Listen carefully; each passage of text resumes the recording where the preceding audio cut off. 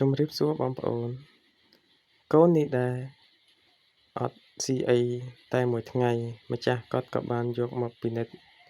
ខ្ញុំក៏បានធ្វើតេស្តមើល ឃើញថាគាត់កើតជំងឺរាកឈាម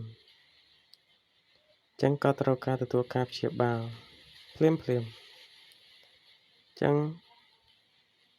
ព្យាបាលអស់រយៈពេល 2 យប់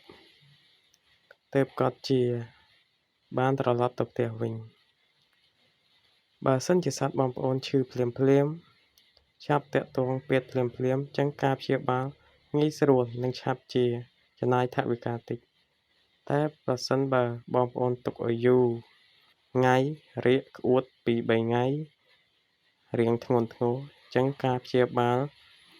ក៏ចំណាយថវិកាច្រើន ហើយអត្រាជាក៏ទាបដែរ ចឹងបងប្អូនត្រូវទៅតាមដានសត្វរបស់បងប្អូន កុំឲ្យធ្វេសប្រហែស ធ្វើឲ្យឈឺដល់ធ្ងន់ធ្ងរ